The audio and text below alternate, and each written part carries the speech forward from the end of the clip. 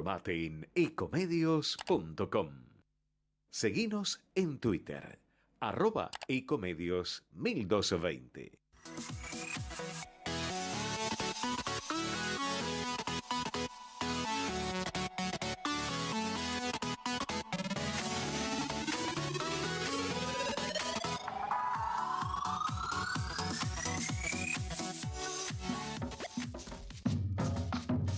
Buenas tardes, muy buenas tardes.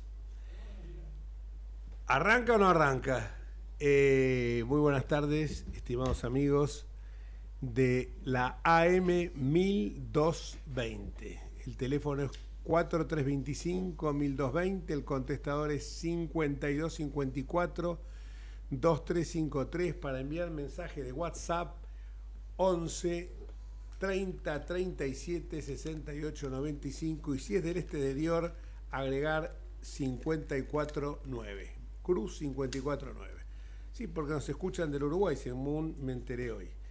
Le ponemos un poco de humor. Me acompaña mi colega y amigo Lautaro Nieto Fragnul, que hace gestos con los pulgares para arriba porque lo pronuncié bien. Buenas tardes. Buenas tardes, Jorge. ¿Cómo estás? Muy bien. Buenas tardes, la audiencia. Muy bien. Para lo que estamos viviendo en estas horas, decir muy bien o es estar loco, o de lo contrario, tener un optimismo que muchas veces se condice con la posibilidad de un cambio. En las últimas horas, porque vamos a hablar de la actualidad, y hablando de la actualidad, tenemos que decir que hoy despidió a la expedición antártica el ministro de Economía Sergio Tomás Massa. Algo rarísimo, porque hasta donde yo tengo entendido, ellos que pavonean en un aviso de campaña donde le hacen leer a los chicos la Constitución Nacional, están usando chicos miserables, usan a los chicos con fines proselitistas. Pero ellos que tanto se jactan de conocer la Constitución tendrían que saber que el presidente de la República es el jefe supremo de las Fuerzas Armadas. El presidente de la República es como Busquen a Willy, ¿no? Esa película, búsquenla a ver dónde lo encuentran, porque hace más de un año casi, o por lo menos Wally, muy bien, no Willy, Wally. Busquen a Wally, muy bien, gracias Edgardo, siempre atento. Busquen a Wally porque hace cerca de un año que se ha convertido en un ñoqui de lujo, porque no sabemos qué hace, si está jugando con Dylan en la quinta, no sé, realmente está cobrando un sueldo que tendría que tener vergüenza de estar percibiéndolo porque no hace absolutamente nada. Y a veces mejor que no lo haga porque cuando lo hace mete la pata. Pero bueno, el 49% de la gente lo votó. Y cuando yo hablaba de este tema, que lo votaba el 49% de la gente, me enteré después en distintas marchas que muchos lo habían votado con la esperanza que fuera un kirchnerismo edulcorado. El mismo cuento que nos quisieron vender en el año 15 cuando se presentó como contrincante frente a Mauricio Macri, Daniel Scioli. Sabemos que detrás de todos ellos está la gran titiritera que lo único que busca es caja, poder, impunidad. Me refiero a Mrs. Chasman, que es Cristina Elizabeth Fernández, con todo el respeto para ese gran ventríloco que fue Mr. Chasman. Pero la verdad que es la titiritera. Y muchos se creen de que ahora viene una versión de Massa que con la bandera, con la espada del Frente Renovador va a venir a cortar cabezas del kirchnerismo, de la cámpora. No sean inocentes, es otra nueva versión descafeinada del kirchnerismo. Atrás sigue estando Cristina, pero ahora viene peor todavía porque tiene la posibilidad de tener a los chicos de la cámpora y ha plagado la lista de kirchneristas y camporistas. Con lo cual cuando Massa llega a la Casa de Gobierno, se va a dar cuenta que esa pretensión que tuvo en alguna fantasía, en algún trasnoche, no es cierta. Va a ser una nueva versión del kirchnerismo. Porque la titiritera, Mrs. Chasman, como se me ocurrió ponerle hoy, busca, repito, mantener la caja, mantener el poder y garantizar la impunidad. O sea, no se hagan ilusiones. Massa es más de lo mismo o quizás peor que lo que hemos visto hasta ahora. Porque además Massa exhibió en el último debate presidencial algo que realmente me resultó llamativo, y con esto concluyo porque tenemos un gran amigo en línea. Lo llamativo es que mientras él habla de la unidad de todos los argentinos, que va a suturar la grieta, lo mismo que decía Fernández, muchachos, cambien el librito un poco. Más a la certeza de la prolongación del pasado, y en ese debate presidencial exhibió sin pudor que él es un peligro para la libertad y la democracia. Milei es una apuesta a un cambio y un futuro mejor. No lo dudo, yo apuesto a la esperanza, y ya presentamos a un gran amigo, el diputado nacional Fernando Iglesias, que escribió hace muy pocos días un artículo que para mí no dudo en calificarlo de luminoso, y de ese tema justamente vamos a hablar. Hola Fernando, buenas tardes. Jorge Enríquez, Lautaro Nieto, te saludamos. ¿Qué tal? ¿Cómo estás, Jorge? Bien, un gusto estar con vos. Bueno, mientras escuchaste algo de lo que yo dije, mientras uno ve estas escenas disparatadas de hoy despidiendo como si fuera el comandante en jefe de las Fuerzas Armadas Massa a la expedición antártica, usando chicos en los spots, y ahora en un cruce entre militantes de La Libertad Avanza y de Unión por la Patria, donde está justamente Gastón Granados, o Gaspar Granados, no sé cómo se llama, el intendente de Seiza, para garantizar de que no haya desmanes, pero ya ha habido algunos cruces un tanto fuertes. Esto es fruto de la desesperación de no perder ni la caja ni el poder y no poderle garantizar la impunidad a Cristina. Bueno, está claro que los muchachos están dispuestos a cualquier cosa. Lo primero que han hecho en ese sentido, y esto va a tener consecuencias dramáticas, ya las está teniendo, pero están destinadas a empeorar, es gastar 3 puntos del PBI en la campaña. Otra que el plan Platita, es el plan Platota, ¿no? Recordemos que el plan Platita, que todavía estamos pagando en términos de inflación, fue alrededor de 1 punto. Ahora lo triplicaron, así que imagínense la inflación reprimida que hay, que tienen agarrada entre el cepo y todas las medidas que toman, pero eso en algún momento va a estallar y probablemente sea muy pronto, y bueno, así que claro que están decididos a mantener el poder.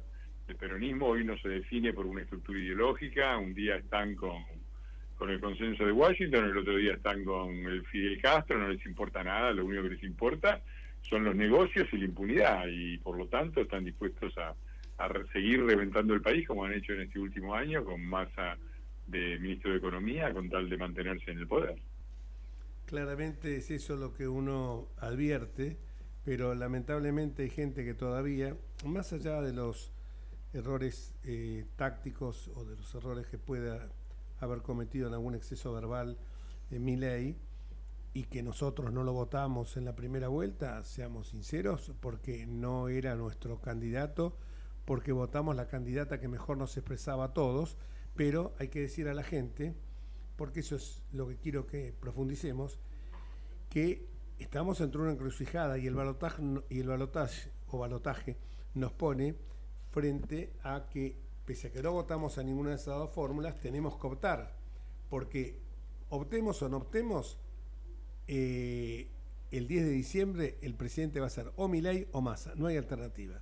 Entonces creo que la gente que está votando en blanco está perdiendo la oportunidad por bronca, por enojo, que lo comprendo, el enojo que yo tuve inicialmente porque nuestra candidata había quedado fuera, pero después cuando uno va madurando se da cuenta que evidentemente por alguien uno lo tiene que hacer, porque lo peor sería o quedarse en su casa, más allá que sea penado, pero las mayores de 70 lo pueden hacer, o quedarse en su casa o votar en blanco.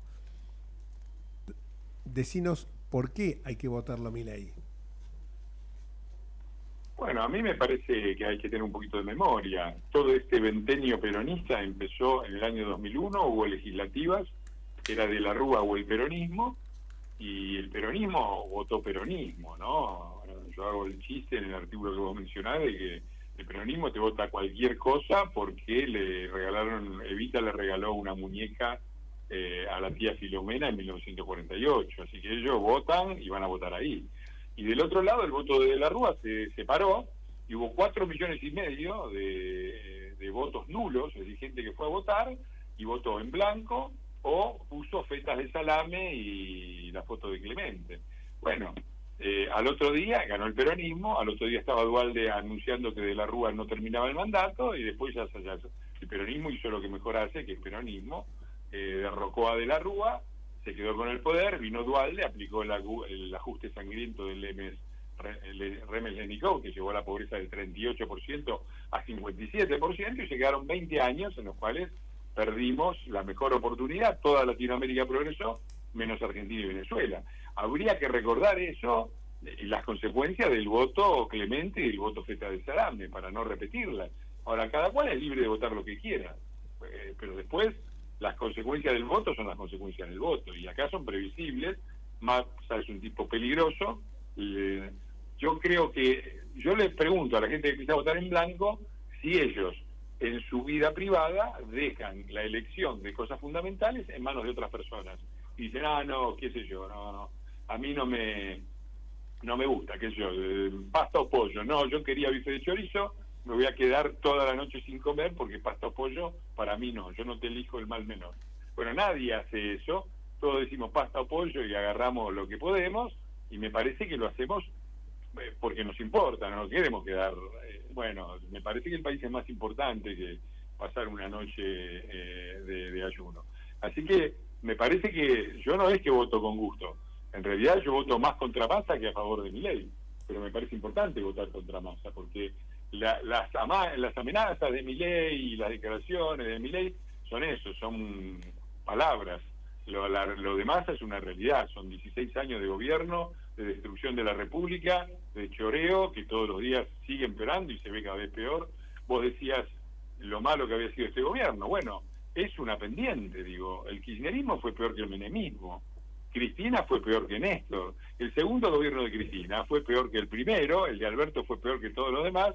¿Cómo creen que va a ser Massa? Digo, seguimos, viste, yo bromeo, parece el programa de Silvio Soldán, Feliz Domingo, otra oportunidad, el quinto gobierno le vamos a dar. Me parece que eso es suicida y me parece que ahí cada cual puede hacer lo que quiera, pero creo que los resultados, los que votan en blanco, se asumen una gran responsabilidad si el lunes el presidente es Massa. No, estoy totalmente de acuerdo, y además que parece que la gente, en lugar de ver, recién lo escuchaba, por ejemplo, al gobernador de Salta, Urtubey, que hablaba de la gobernabilidad, del respeto a las instituciones. Yo me pregunto, bueno, ahí está el único peligro, porque yo veo a los intelectuales que dicen que peligra la democracia si gana Milei. Yo el único peligro que para la democracia que veo si gana Milei, que no tiene estructura, va a ser un gobierno básicamente débil, condicionado por el Congreso, y eso está bien porque nos va a permitir evitar algunos excesos y nos va a permitir tener un programa racional. Pero el único problema para la democracia, el único peligro para la democracia si gana Milei, es que el peronismo le haga un golpe de Estado. Entonces, me parece que Urtubey y todos los que ponen cara de buenitos y hablan de unidad nacional, están otra vez jugando con fuego, están jugando de nuevo con la idea de que acá gobierna el peronismo, no gobierna nadie. Entonces, me parece que si nosotros nos dejamos psicopatear y dejamos que estos muchachos, después del gobierno horrendo que hicieron, porque fue un gobierno horrendo, y el año que Massa fue ministro de Economía fue el peor de todos los años, si les permitimos, a pesar de eso, de que le decimos, no importa lo que hicieron, van a seguir en el poder, bueno, agarrémonos y hagámonos cargos de las consecuencias. Hay un poco parecería de síndrome de Estocolmo en todo esto, porque desde que asumió Fernández, 4.500 pobres por día se incorporaron a esa cifra realmente siniestra. Y cuando a mí me dicen... Ahí hay que recordarle a Massa, ¿no? Que le gusta el por sí o por no, ¿no? Por sí o por no. triplicaste la inflación, Massa, por sí o por no. El dólar se te fue de 2.70 a 1.000, casi lo cuadruplicaste, por sí o por no. Hay 1.600.000 nuevos pobres. Entonces me parece que seguir votando eso, es decir, seguir amenazando a la gente porque una vez, es decir, estamos en una situación en la cual además hay una situación hicieron todo eso mientras rompían la macroeconomía. La famosa tierra arrasada de Macri la rompieron toda. Había equilibrio fiscal, estamos en déficit y duplicamos el déficit en unos meses. Estábamos en equilibrio energético, ya estamos de nuevo con déficit energético, falta la nafta. Digo, hay toda una serie de variables que en algún momento se van a ajustar con Massa, con Milei y con cualquiera. Entonces, me parece que es muy peligroso volver a darles el control a estos muchachos, porque son de aquellos que una vez que agarran el poder no se van más. Jorge, estoy entrando en una reunión. Bueno, no, simplemente quería escucharte. Vamos con una más, si querés, y cerramos. Bueno, la última te la hace Lautaro. ¿Qué tal? Fernando Lautaro Nieto te saluda. Te quería, ratificando un poco lo que vos decías, ¿no te parece que el interrogatorio de estilo Gestapo que hizo no es una garantía de que va a ser prácticamente una dictadura? Si con todas las contras que vos señalás, igual ganan estos tipos. Pero por supuesto que yo no me fijo tanto en las declaraciones, sí me fijo en que claramente el síndrome de Estocolmo explica mucho, ¿no? Y la actitud psicopática de Massa es muy clara, es la misma que ha tenido siempre el peronismo, pero no hay más, hay que seguir el consejo de Néstor Kirchner. Néstor Kirchner dijo dos cosas, le dijo a Massa, vos sos como yo y vas a llegar lejos porque sos aún más hijo de puta que yo. Eso se lo tomo por bueno. Y otra cosa que dijo muy buena Néstor Kirchner es, no miren lo que digo, miren lo que yo hago. Entonces no hace falta ver las declaraciones de Massa, hay que ver lo que han hecho. Digo, los diputados de Massa formaron una parte decisiva para que haya una comisión de juicio político a la Corte. Sin los diputados de Massa no había comisión de juicio político a la Corte, ligada a la opereta de Tailade y ligada al que organizó todo eso, que es el vicepresidente de Massa, que es Rossi, que fue el ministro de Defensa, que en 2015 puso a Milani como jefe del ejército, le dio el servicio de inteligencia del ejército, y ahí sabemos lo que pasó en el 2015, entre los pequeños detalles, el asesinato de un fiscal 4 días después de denunciar a la presidenta. Entonces no hay que pensar mucho qué es lo que va a pasar con un Estado policial, con las operaciones de Rossi y de Tailade, qué es lo que va a pasar con la destrucción institucional, con los ataques a la Corte, el juicio político a la Corte, la impunidad de Cristina, ya están hablando de indulto de Cristina, que está escondida abajo de la cama. Entonces, por favor, me parece que no hace falta mucho ver las declaraciones de Massa, que está bien mirarlas también, y la actitud de Massa, sino ver la historia consecuente. A mí me indigna que haya gente que se considere intelectual y que llame a votar el quinto gobierno peronista para defender la democracia. Les pido, por favor, que tengan un poco de dignidad. Muchísimas gracias. Muchas gracias, Fernando. Un fuerte abrazo. Un abrazo muy grande a los dos. Saludos. Gracias. Y nosotros seguimos, y me quedó esto de lo de que es cierto, no miren lo que digo, sino lo que hago. Eso decía permanentemente Néstor Kirchner. No miren lo que digan, sino lo que hago. Y nosotros advertimos en toda esta historia que volviendo el otro día a esa inquisición prácticamente, Gestapo, policía fascista, con la que empezó el debate Sergio Tomás Massa, idéntica a la que implementó Lula frente a Bolsonaro. Se ve que los brasileños no son muy ingeniosos y repiten las mismas tácticas. Los brasileños, me refiero a los brasileños que vinieron a asesorarlo, a coachearlo. Se veía, por supuesto, con una muy buena oratoria, es un político experimentado, Massa, y como tiene una particular relación sinuosa con la verdad, puede mentir alegremente sin que se le mueva un músculo, aunque ahora ya se le empieza a notar cuando hace cierto rictus, donde desplaza los labios para atrás en su cara, y además, como digo yo, uno puede saber cuando Massa miente simplemente cuando mueve los labios. Entonces creo yo que empezó hice de una manera que la verdad, yo si hubiera estado en el lugar de Milei, le hubiera contestado de otra forma. Le hubiera dicho, bueno, pero usted tiene que responder, porque acá yo no estoy para rendir cuentas de lo que voy a hacer. Sería anticiparme al futuro. Usted debe rendir cuentas de lo que hizo, de estos 4.500 pobres por día que se incorporaron desde que comenzó el gobierno kirchnerista, que lo tuvo él siempre como una figura destacada, de una jubilación mínima que hoy está en menos de $80, un escándalo dentro de la región, un salario mínimo que está en menos de $130 por este salto que subió el dólar en estos días, que 7 de cada 10 chicos sean pobres. Todo eso tenía que haber rendido cuenta de la inflación del 140%, de, por ejemplo, que el kilo de uvas está a 6.000 pesos, que el kilo de durazno está a 3.400, que el de tomate está a 1.800. Claro, todas estas cosas más se le ignora porque evidentemente como vivió siempre de la teta del Estado, entonces sabe que esto a él no lo afecta porque siempre va a haber alguna paritaria generosa o algo que lo va a poner a cubierto del deterioro del poder adquisitivo de la moneda. Y por supuesto también con todos los amigos empresarios que tiene, desde Filiberti hasta Vilas y Manzano, que evidentemente alguna manito le deben haber tendido.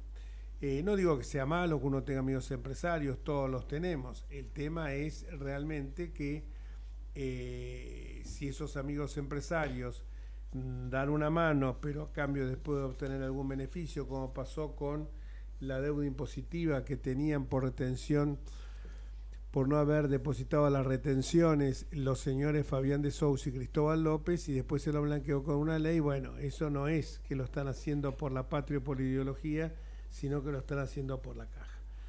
Por eso esto es a mí lo que más me preocupa de este gobierno, que si llegara a ganar Massa, porque, repito, lo que decía recién Fernando, no lo conocemos a Milei, pero sabemos que es la opción menos dañina.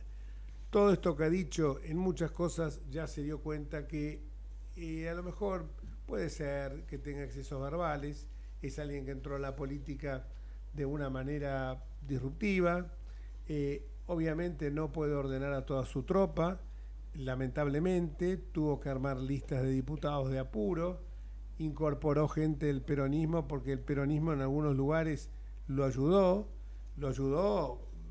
con el propósito de infectarle las listas de kirchneristas y para que él pudiera completar la boleta en distintos lados y sobre todo para romper lo que pudo haber sido una alianza liberal. Lo del otro día, vuelvo a repetir, la oratoria habrá sido muy refinada por parte de Massa, pero hubo cosas que son deleznables. Toser 20 veces cuando está hablando el otro, sabiendo que Milei es una persona que se puede distraer cuando está expresando sus ideas porque busca concentrarse en ellas, y un ruido dentro de ese espacio puede que lo saque. A mí me pasa lo mismo, o sea, que me saque del eje de lo que estoy diciendo. Evidentemente habla de una mala entraña por parte de Massa, sobre todo porque estaba tan medido. Yo vi después las 20 veces que tosió, porque yo toso también mucho, sí, por supuesto, toso mucho, pero realmente cuando estoy hablando, voy a toser tanto cuando estoy hablando como cuando estoy en silencio. Tosía a propósito. Después, el carpetazo de un hecho absolutamente intrascendente en la vida de Milei, como el caso de una pasantía en el Banco Central, que la verdad que si no aprobó un examen psicotécnico, le ha pasado a muchos eso. Yo no lo creo que una pasantía a lo mejor en algún momento hasta pudo haber sido alguna diferencia de opinión que tuvo. Ojo, no lo estoy defendiendo y no me retracto jamás de lo que dije durante todo este tiempo, porque yo... Pero ese no fue el problema, ¿eh? ¿Cómo? Ni siquiera fue ese el problema, ¿no? Pero no importa, importa, no fue un psicotécnico ni mucho nada. Aunque haya sido el problema haber hurgado, lo grave es que aunque haya sido, y si fue el problema es peor todavía, porque haber hurgado en el pasado de una persona revela que los basurales de la democracia con el espionaje, estar a full, y no solamente para tratar de voltear a ministros, a los miembros del Tribunal de la Corte Suprema de Justicia, sino también para hurgar en la vida privada de la gente. Ahora, si eso es todo lo que le encontraron a Milei, bueno, a Milei pongámoslo en la cucarda, porque los kirchneristas tienen carpetazos que pueden llenar habitaciones y habitaciones de esto. Si eso le encontraron a Milei, realmente es muy pobre, por cierto, y es un dato absolutamente irrelevante. Y es nada, porque... Y revela además que estaba en una pasantía cuando estaba en aquel momento... el objeto de la pasantía es que empiece y termine. No, pero supongamos, vamos a darle a la derecha que un carpetazo, que no pasó, porque a lo mejor no pasó el examen psicotécnico, es técnico justamente, pero no importa, o sea, no interesa eso, Lautaro. Está bien. Lo que interesa es otra cosa, interesa que hurgaron en la vida Exacto, privada de una exacto. gente. Interesa que en lugar de tener los servicios de inteligencia, que tenemos el narcotráfico en señorío de nuestras cárceles, por culpa de la nefasta ex jueza doctora Garrigós de Rébori, que hoy se cobró la vida de un policía, en lugar de estar haciendo inteligencia a las cárceles que se prohibió, hacen inteligencia a la vida privada de las personas. Eso es lo deleznable. O mandan, como cuando yo era diputado, inspecciones integrales de la FIPA a mi estudio y a la escribanía de mi mujer. Así que eso es lo deleznable, lo que a mí me subleva, y sobre todo porque el interrogatorio también revela una fuerte impronta fascista. Y después también la desfachatez con el tema del Papa. Vea, miren, yo soy amigo de Bergoglio hace muchos años. He tenido entrevistas privadas con él y les puedo asegurar que la operación que le hizo Bergoglio con Monseñor Zarlinga y algún cardenal del Vaticano y un señor de apellido, un empresario de apellido, creo que Suárez Gachi, eso se hizo con el propósito de mandarlo a un oscuro destino, creo que en la Biblioteca del Vaticano, al entonces Monseñor Jorge Mario Bergoglio, para que no fuera una piedra en el zapato que en aquel momento los Kirchner tenían como alguien que lo llamaba Néstor, el jefe de la oposición. Entonces, eso que Bergoglio los conoce perfectamente, y yo lo conocí de primera mano de él, esa operación es una operación turbia, porque es meterse con la iglesia para desplazar a una persona que no jorobe acá y que evidentemente buscar la posibilidad de tener un arzobispo de Buenos Aires y primado de la Argentina que fuera adicto a la ideología kirchnerista. Por eso ahí Milei tenía que haberle dicho, yo ya le pedí perdón al Papa por lo que dije hace 6 años, pero vos le pediste al Papa por eso, y eso le va a impedir, como ya le está impidiendo, a Massa ir al Vaticano, sea o no sea presidente. Pero para hablar de un tema muy importante, vamos a la pausa previamente. Gracias. Ecomedios.com AM1220. Estamos con vos. Estamos en vos. American and Merit Hoteles. Primera cadena hotelera argentina. 3, 4 y 5 estrellas. Más de 20 destinos de Argentina y el Cono Sur. Aprovecha el código promocional Puro Branding con el 10% de descuento para los hoteles American Córdoba Park, American Executive Córdoba, American Buenos Aires Park, Merit San Telmo y American Executive Mendoza Hotel hasta fin de año. No válido para fines de semana largos. American and Merit Hoteles. Hoy podemos decir orgullosos que en Vicente López tenemos las escuelas municipales más modernas y tecnológicas de Argentina. No para ganarle a nadie, para que ganen los chicos. Vivamos Vicente López. ¿Cuándo fue la última vez que te tomaste un respiro para ver un amanecer? Descubriendo lugares distintos que te hacen soñar, emocionar. Lugares que se convierten en felicidad cuando compartís ese momento con amigos. ¿Cuánto hace que no te tomás un respiro para descubrir algo distinto? Catamarca es mucho más que un destino. Espacio cedido por la Dirección Nacional Electoral. La mayoría de los argentinos queremos un cambio. Enfrente está la continuidad de este modelo empobrecedor. Esta elección se trata sobre si frenamos este modelo o si van a seguir los mismos en el poder, arruinándonos la vida. Es simple, votamos ser o no ser una Argentina distinta. El cambio está en tus manos. La libertad avanza. Milei presidente, Villarruel vice, lista 135. Espacio cedido por la Dirección Nacional Electoral. Viene la Argentina con un corazón tan grande que jamás vendería sus órganos. La que libera al campo y no a los presos. Viene la Argentina que estábamos esperando. Unión por la Patria, Sergio Massa, Agustín Rossi, candidatos a presidente y vicepresidente, lista 134. Informate en ecomedios.com. Seguinos en TikTok, @ecomedios1220.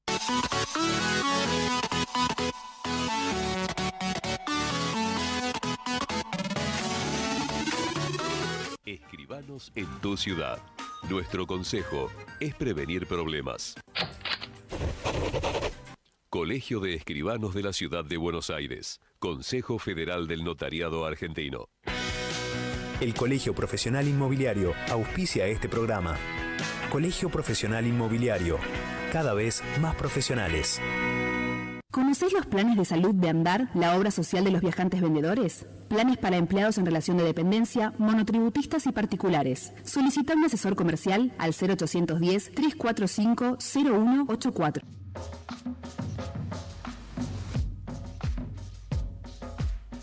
Continuamos en Entre Ustedes y Nosotros después de esta charla que hemos tenido con tan amena con Fernando Iglesias. Y yo realmente, como decía recién, que venía embalado porque he estado en un programa de Crónica TV discutiendo con un señor de Petri que fue compañero mío en la facultad, ¿no? Pues la debe haber visto por la vereda.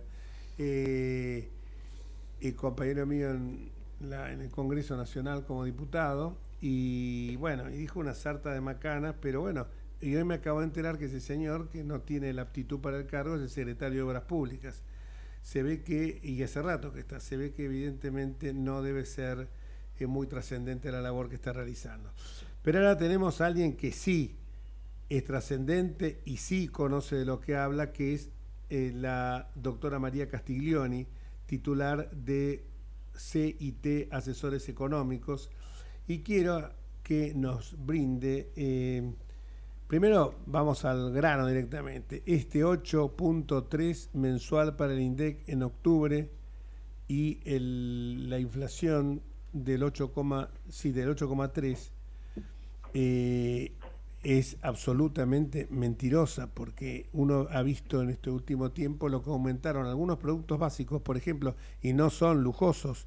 Un kilo de durazno está a 3.600 pesos.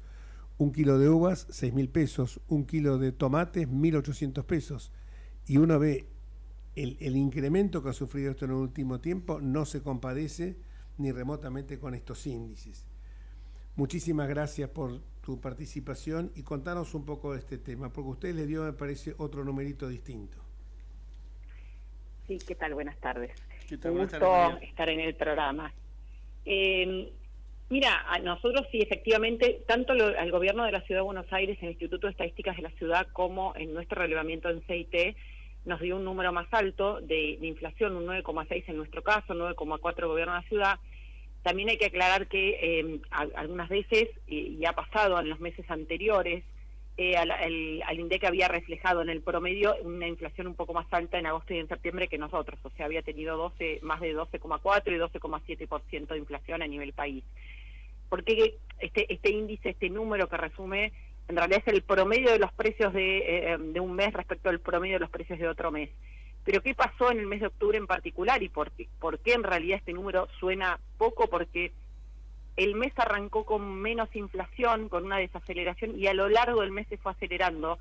Por lo tanto, lo que se llama punta a punta, la inflación fue más alta. En promedio dio 8,3, pero en realidad la dinámica inflacionaria ya había empezado a deteriorarse en la segunda parte del mes, y especialmente después del 22 de octubre, de las elecciones, donde el gobierno había esperado, había postergado, ¿no?, algunos acuerdos de precios, había contenido otros tantos, y muchas empresas habían esperado al día después de las elecciones para aumentar fuerte. En el caso, por ejemplo, de bebidas no alcohólicas fue dramático, ¿no?, el aumento que hubo en los últimos 10 días del mes de octubre, y vimos unos primeros días de noviembre también con una inflación más acelerada. De hecho, ya está corriendo de vuelta arriba del 10% en las últimas 4 semanas, según nuestro relevamiento, y también alimentos al 13%, que marca un poco lo que vos planteabas recién, ¿no? Frutas, verduras, la carne y un montón de otros alimentos están lamentablemente ya en noviembre con un ritmo de crecimiento promedio altísimo y que empezó a darse esa dinámica ya a fines de octubre, por lo tanto, a veces la estadística, que este numerito solo es un promedio, ¿no? Y por eso nos muestra esto. Y de hecho, octubre va a ser el mes de menor inflación, lamentablemente, de todos estos meses, de los que pasaron y los próximos, y que tiene que ver con el conjunto de medidas que el gobierno tomó, congeló aumento de colectivos y de trenes en el Gran Buenos Aires en los últimos meses, que venía aumentando por inflación y están súper atrasadas porque en los primeros 2 años, sobre todo, estuvo prácticamente sin cambios con un país con alta inflación. Esto es una distorsión gigantesca, ¿no? Que implica de vuelta que lo que pagamos los usuarios es cada vez más chico y está en el 15% del costo total, y esto se paga con gasto público, no con subsidios financiados, como hay déficit, con emisión monetaria. Por lo tanto, finalmente alimentan toda la inflación de todos los precios de la economía. Lo mismo con las tarifas de luz, de gas, cuyos aumentos se postergaron, frenos que hubieron parciales en prepagas en colegios, con los problemas que esto está generando a su vez, porque ahora hay copagos, ¿no? O sea, no lo pagas en la cuota, pero lo terminás pagando de otra manera, o menor cobertura, sobre todo en la provincia de Buenos Aires se empiezan a caer las coberturas de descuentos de medicamentos con las prepagas, etcétera, etcétera. Por lo tanto, uno ve que la salud no aumentó tanto ese mes, pero en definitiva sí termina aumentando de otra manera.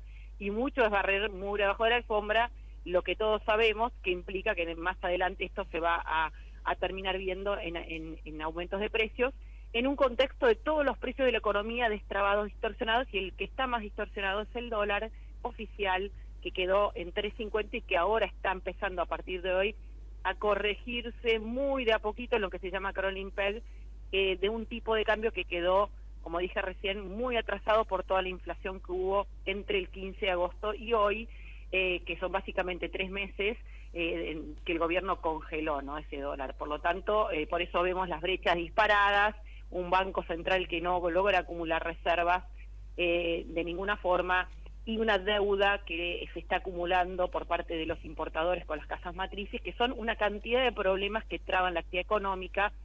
Por eso no solo tenemos un problema de inflación, sino también un problema de estancamiento y caída, en este caso, en este año, de lo que es la actividad económica, y por lo tanto toda esta combinación da lo que vimos en los indicadores y lo vemos en la calle: una mayor pobreza, una mayor indigencia y expectativas muy negativas en general por parte de la gente respecto del futuro, ¿no?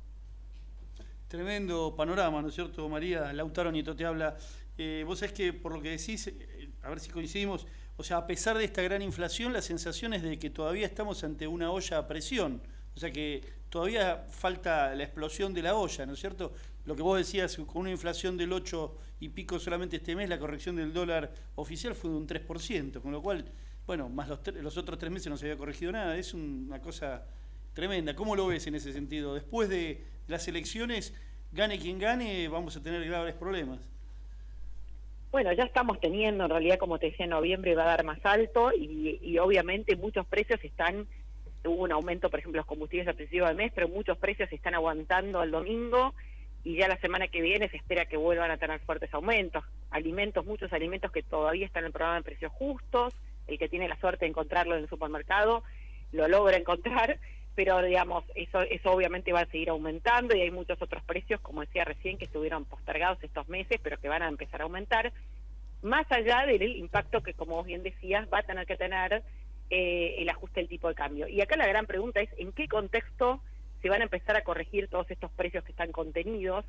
¿En qué contexto se va a empezar a ordenar lo que es el balance del Banco Central, que es en donde terminan desembocando todos estos problemas, ¿no? Esta inflación, en definitiva, lo que refleja es un exceso de pesos en la economía, mucho más de lo que la gente necesita para sus transacciones, y finalmente lo que está provocando es huida del peso. La gente cobra y enseguida quiere transformarlo en algo, en bienes, servicios, para no seguir perdiendo poder de compra.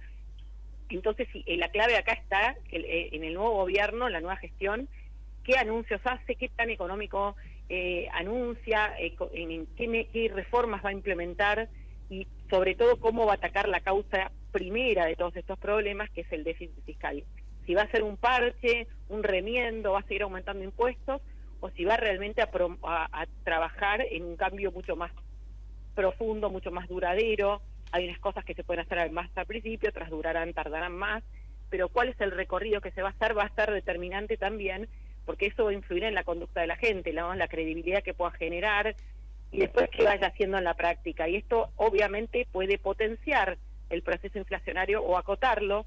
No es lo mismo devaluar sin plan, devaluar por las malas, como ocurrió al día siguiente de las PASO, que devaluar en un contexto de cierta expectativa. Yo diría, hoy obviamente no hay demasiada expectativa, porque está claro que hay un montón de problemas, pero sí puede generarse una idea de que esto se va a empezar a corregir, que el gobierno va a tomar el toro por las astas, que va a dejar el Banco Central de ser la caja del gobierno, y esto es sumamente importante, ¿no? El ministro candidato Massa, cuando asumió en agosto del año pasado, dijo que no iba a financiar un peso más del gasto público con emisión monetaria y no lo hizo. Entonces, no solo los anuncios, sino las medidas que se vayan tomando.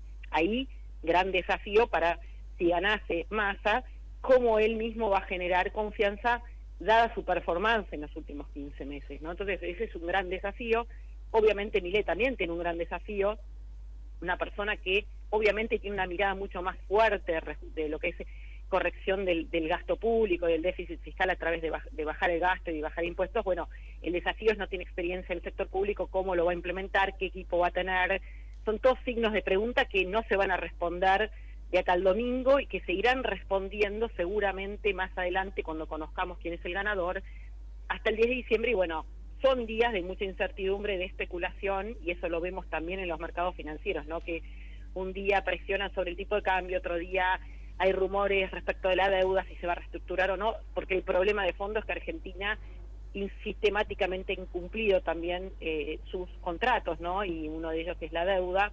Este propio gobierno reestructuró y ya hoy hay rumores de que la deuda reestructurada se volvería a reestructurar, cosa que sería muy negativo y que no es necesariamente así. Si el gobierno logra generar confianza, se podría renovar esa deuda, pero obviamente necesitas hacer los deberes, ¿no? Cosa que todavía está por verse. Me quiero detener en algo que vos dijiste, la confianza, que esto es básico. Un argentino que fue el que estuvo más cerca de ganar el Premio Nobel de Economía hace muchos años, Julio Hipólito Olivera, en una oportunidad le preguntaron sobre estos temas y él señaló, alguien pensó que iba a esbozar una teoría económica de un alto voltaje académico y dijo, miren, la incertidumbre más que cualquier otra política que se tome es lo más perjudicial para la economía.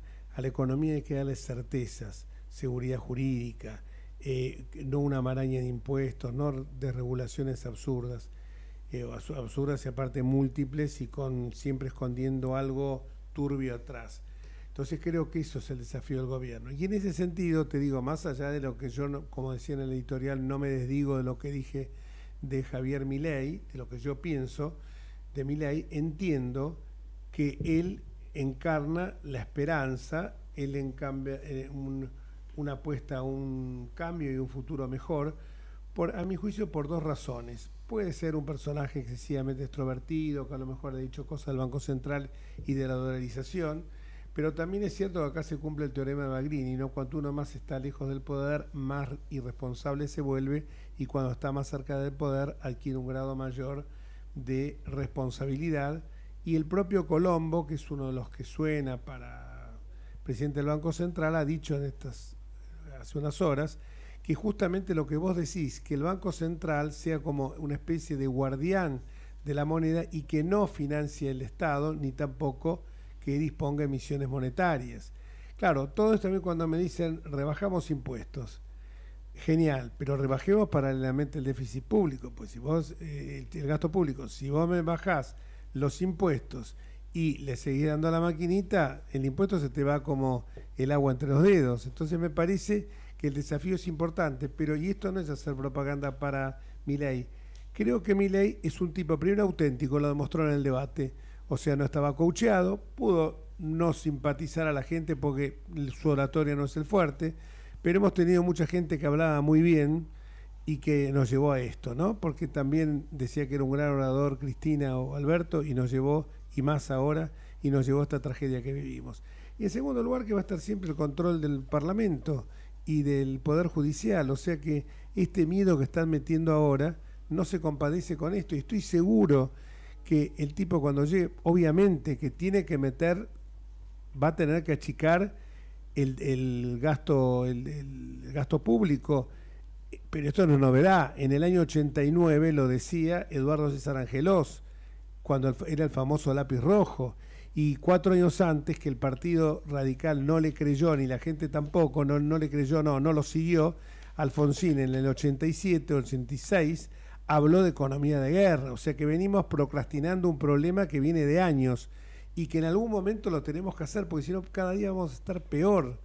Es la ley de gravedad, no sé cómo no se entiende. Yo no puedo gastar más de lo que me ingresa en mi casa, y si gasto más, alguien me está financiando, y si alguien va a querer cobrar, que no es algo maligno que me quiera cobrar, puso la plata, él me dio el crédito para que yo pudiera hacer esto, que me iba a hacer, que me iba, no sé, iba a darme un regalo.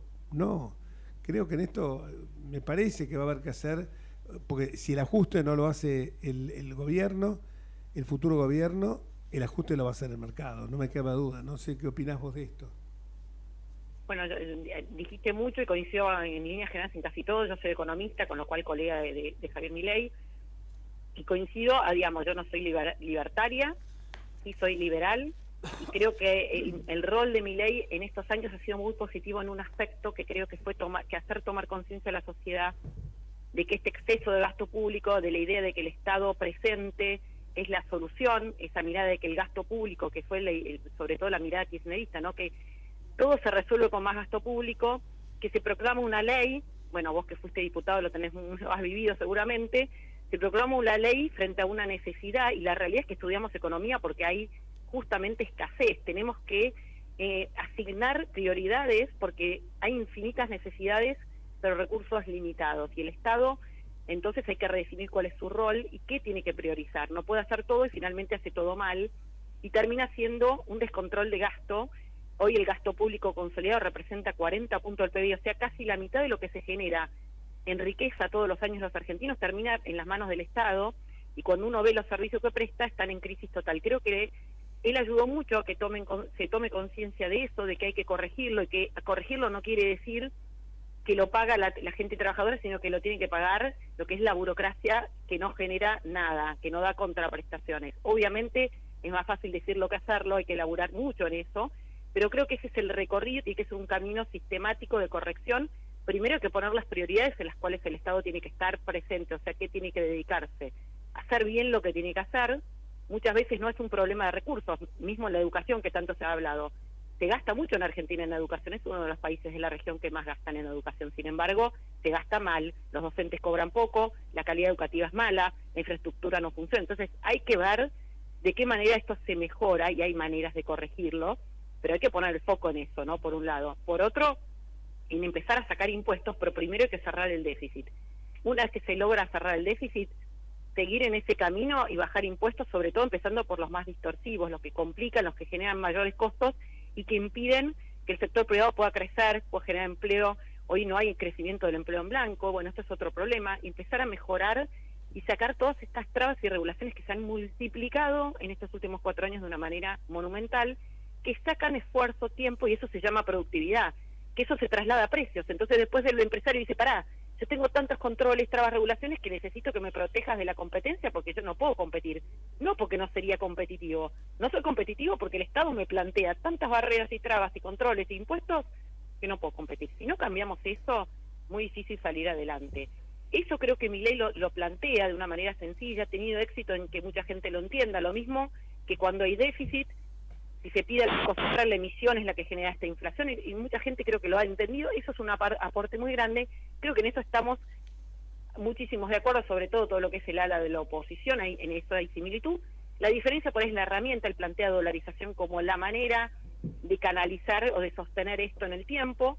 Es una herramienta, yo personalmente no creo que esa sea la salida, pero para que tenga éxito la dolarización o un esquema de tipo cambio flexible como tienen nuestros vecinos cercanos, en realidad hay que hacer los deberes, que es esto que hablamos primero, ¿no? Y nunca podemos proclamar que el Banco Central sea independiente si no equilibramos las cuentas públicas, porque un país como Argentina, que no puede financiarse con deuda en el exterior, no tiene manera de financiar el déficit si no es con emisión monetaria. Por ende, hay que cerrar el déficit. Además, hay que trabajar en la independencia del Banco Central, que es algo sumamente importante. Yo creo que lo positivo de ahora respecto de la década de principios de los 90 es que nuestros vecinos aprendieron que tuvieron los mismos problemas que Argentina en los 80, hiperinflaciones, parecía que no podían salir adelante y lo lograron. Lo logró Brasil, lo logró Uruguay, lo logró Perú, lo logró México, Chile lo logró antes que la mayoría, digamos, y lo han logrado. Bolivia, Paraguay. No, por eso digo, Uruguay hoy tiene menos inflación que antes de la pandemia. Tiene menos inflación en un año que Argentina tuvo el mes pasado. Parece que parece que la ley de gravedad no llegó a estas playas, porque esto es lo que vos estás diciendo, es como la ley de gravedad. Pero bueno, porque como vos decías, no se hablan de estos temas que son sentido común, se asusta a la gente, y la verdad es que ese es el punto, ¿no? Nadie está hablando de eliminar el Estado. Tal vez Milei en su planteo lo quiere eliminar, lo llevar a una expresión más chica todavía, mínima expresión, que lo que por ahí queremos otros, pero me parece que es un camino tan largo que, digamos, lo que él plantea en el largo plazo no lo va a poder lograr hoy. Por ende, creo que sí es positivo el esfuerzo y el foco que plantea Milei, que es para resolver el meollo de la cuestión. No hay manera de que no haya inflación si vos si el Banco Central emite pesos para financiar el gasto público porque tiene déficit. No hay manera, no hay forma de corregirlo. Y después se quiere poner trabas, controles, precios máximos, y lo que generas es una cantidad de distorsiones gigantescas en la economía, que encima generas malas señales, pero la gente invierte en sectores que no debería invertir y viceversa, y después cuando tenés que corregir, les cambias la ecuación de un día para el otro, ¿viste? Generás perdedores, como ha pasado en los últimos tiempos muchas veces en Argentina. Y lo que vos planteas, cambio permanente de las reglas de juego, incertidumbre, ¿no? Sí, lo importante que decís vos es que se introdujo el debate de las ideas liberales que parecían absolutamente contrarias a lo que es políticamente correcto.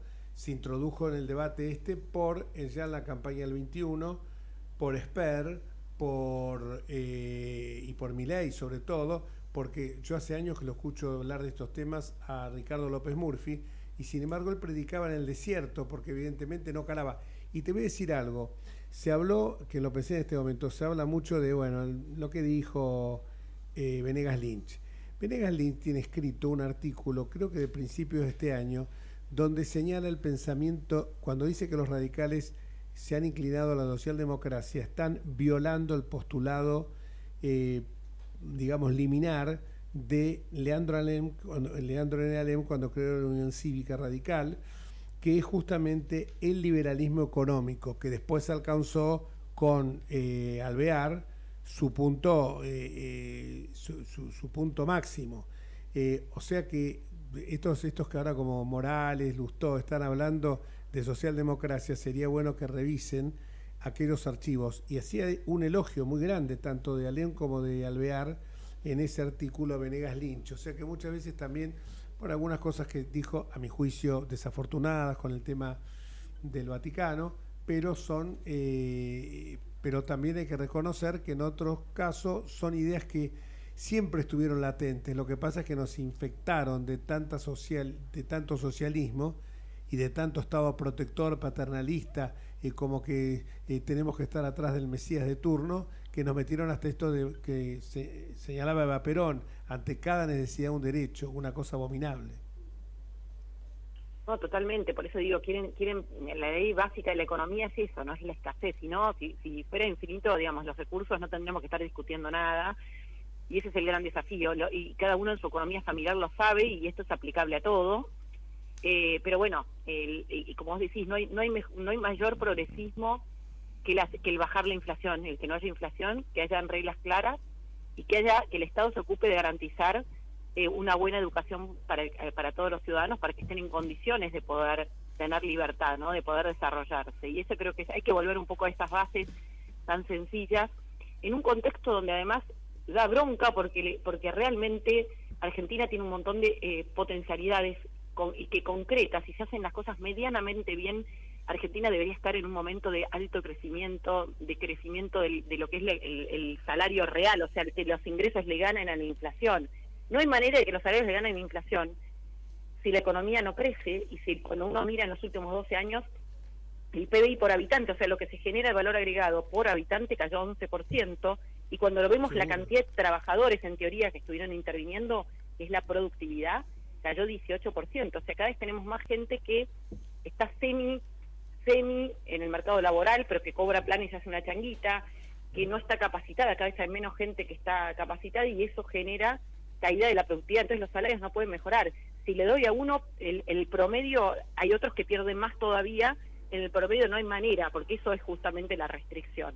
Y el engaño que es, te doy, mejora el salario, pero la inflación está adelante. Primero hay la inflación y después te compenso con un bono, te doy, y a la larga la gente está peor. Y eso es el resultado de estas políticas que han ido sosteniéndose en el tiempo y se han profundizado y que en estos últimos 4 años mostraron lo que es el fracaso, ¿no? Las consecuencias de la propia sostener esas políticas equivocadas en el tiempo, que lo que marcan es, haciendo esfuerzos monumentales como ocurrió en octubre, la inflación mensual fue 8,3 en un mes, que es una locura para cualquier parámetro global hoy, ¿no? María, te hago una consulta. Yo escucho, digamos, tus argumentos que tienen una claridad increíble y me pregunto, ¿cómo es posible que haya, digamos, gente como Kicillof con otra escuela de economía tan distinta, ¿no es cierto? ¿Y cómo puede haber personas que no entienden cosas que vos, digamos, exhibís como elementales, ¿no es cierto? Exponés como cosas elementales. ¿Qué pasa con la Facultad de Ciencias Económicas? ¿No hay forma de que haya, aunque sea elementos donde todos coincidan? O sea, porque la sensación que uno tiene hoy cuando lo escucha a Massa es que están desesperados esperando que el año que viene se liquiden mayores ingresos de una buena cosecha y que empecemos a recaudar plata de vaca muerta. O sea, de ninguna manera hablan de bajar el gasto. Ellos solamente están esperando en que suba milagrosamente la recaudación o que haya, digamos, mayores ingresos gracias a la riqueza que tiene Argentina. Pero de ninguna manera piensan cambiar su política económica. No, claramente, quieren cerrar el déficit fiscal con más impuestos y una apuesta en los ingresos por retenciones. Pero recordemos que el año pasado y el anterior hubo récord de exportaciones, récord de liquidación de divisas del sector agroindustrial, tanto por cantidad, pero sobre todo por precio.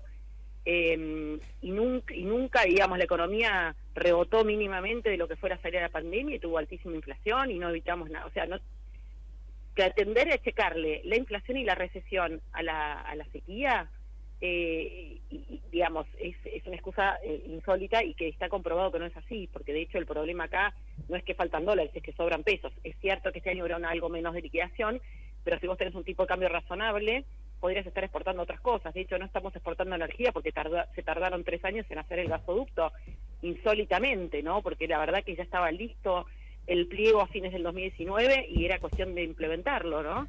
En vez de exportar energía estábamos importando, ¿no? Con un déficit altísimo los años anteriores. Así que hay cuestiones, digamos, soluciones que no son soluciones. Eso no te va a resolver nada. Obviamente una buena cosecha siempre colabora en actividad económica, genera más exportaciones, pero también es cierto que el atraso que hay con los proveedores es hoy de más de 25.000 millones de dólares respecto del nivel normal de deuda con acreedores, y eso hay que pagarlo para poder seguir funcionando, para seguir teniendo insumos para todos los sectores de la economía, ¿no? Ningún país funciona totalmente cerrado, sin importaciones de partes, piezas, insumos para producir, ¿no? De hecho, hoy la industria está cayendo en buena parte por esto, ¿no? Porque está con limitación, con faltante de insumos. O sea, hay un montón de temas, ¿no? Las empresas no están pudiendo mandar utilidades ni financiarse con sus casas matrices, y entonces no invierten y no pueden crecer. O sea, estamos en un círculo vicioso, no se va a resolver con una mejor cosecha, para nada, y eso tampoco va a resolverte el problema de la inflación, que tiene que ver con la cantidad de pesos que hay en el Banco Central retenidos, ¿no? Muchísimas gracias, el tiempo nos corre y otra oportunidad seguimos hablando más en extenso. Muchísimas gracias, María. Un abrazo enorme. Buenas tardes. No, de nada, un gusto. Buenas tardes.